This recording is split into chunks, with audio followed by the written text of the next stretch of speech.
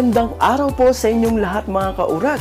Ito na naman po ang inyong lingkod, Mr. Urag. Ngayong araw na ito mga kaurag, tayo po ay magluluto ng isang special na tinatawag po nating goto. Pero kung bago ka lamang po sa aking YouTube channel, don't forget to press subscribe, like, share nyo po ito sa inyong mga kaibigan at i-click nyo po ang notification bell, hanapin nyo po yung all para updated kayo sa lahat ng mga i-upload ko pang mga bagong video. So wag na po natin patagalin pa mga kaurag, simulan na po natin ang pagluluto ng goto. Ito po ang kanyang mga ingredients.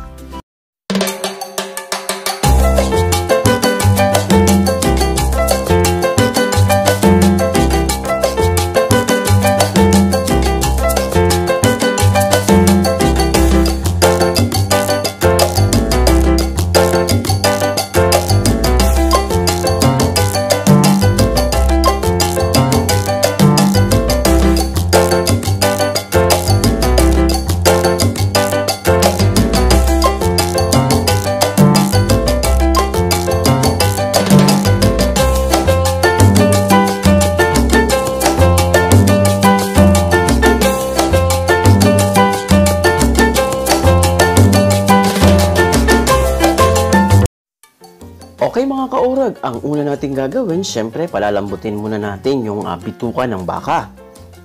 Syempre para matanggal yung lansa niya, at the same time para lumambot talaga siya. So, ang gagawin natin, 2 beses natin siyang pakukuluan. So, itatapon natin yung pinagkuluan nito mamaya. Yan. Yan, okay mga kaurag, so kunin na natin muna yung ating pinalambot ng bituka ng baka. Yan, tapos itatapon natin yung sabaw nito ng pinagkuluan. So, mapapansin nyo, malambot na siya. Ang purpose kung bakit 2 beses para mawala lalo yung lansa at lumambot ng gusto.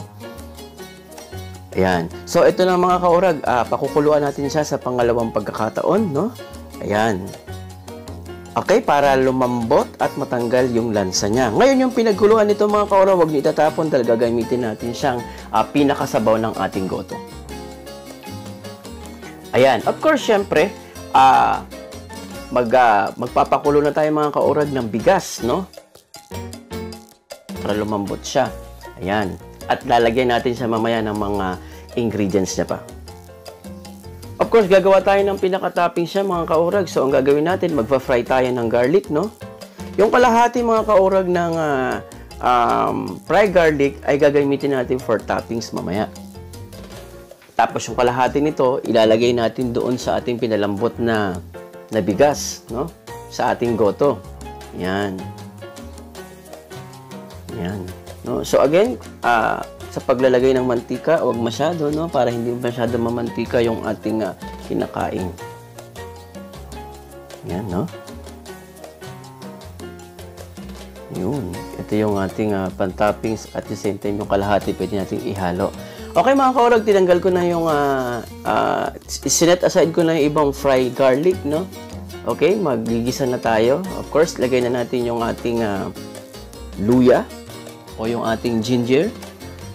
Yung mga igigisa natin nito mga kaurag, ilalagay natin yan mamaya doon sa ating pinalambot na bigas o doon sa ating nilulutong goto, no? Ayan.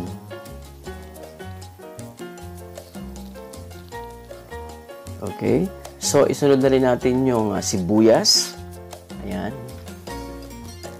So, ganito lang to kasimple mga kaurag, no? Sa pagluluto ng goto, no? Ayan. Okay.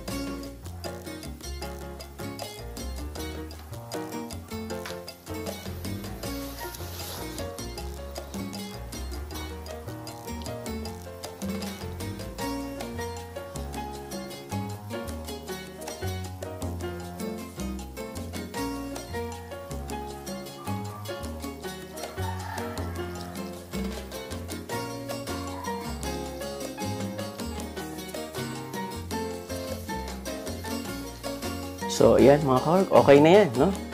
Ilagay na natin siya sa ating, yan, pinakulo ang bigas. Ayan.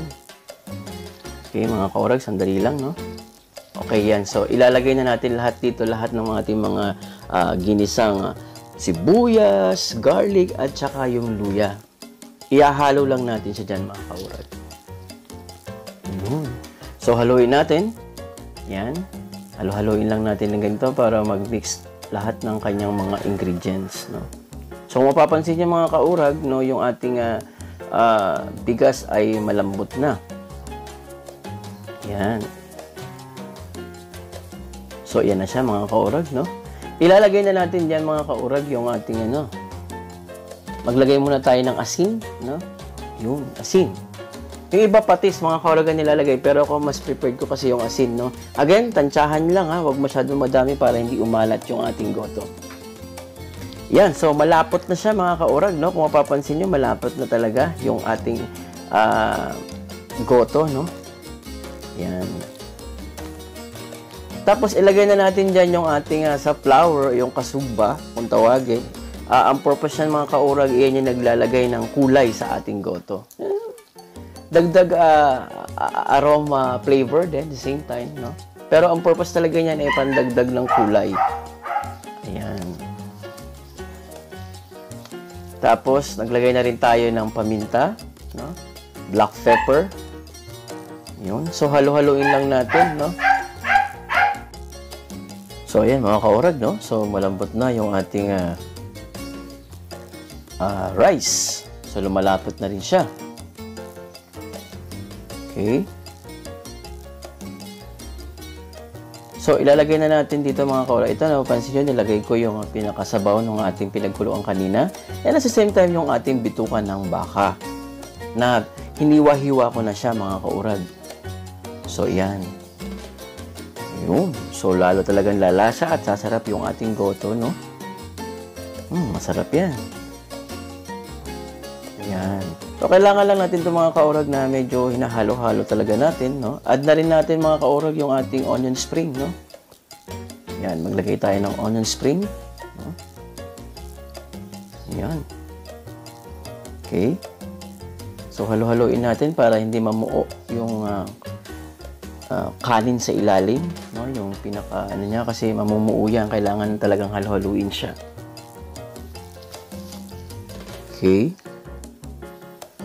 Yan. So, sarap yan mga kaurag. Ito na yung ating goto. Okay. So, kung mapapansin nyo, lumalapot na siya mga kaurag. Ano? Yan. Okay. Maya-maya lang konti mga kaurag, ay pwede na natin niyang iserve, no? So, ganyan lang kasimple mga kaurag sa pagluluto ng goto, no? Napakadali lang. Lalo ngayon, maganda yan kainin dahil malamig ang panahon. Yan. So, mga kaurag, ito okay na to. So, okay mga kaurag, luto na yung ating goto, no? Pwede na tong iserve. Yan. Okay na yung mga kaurag, luto na. Okay mga kaurag, ready for plating na po tayo. Ito na po ang ating special na goto.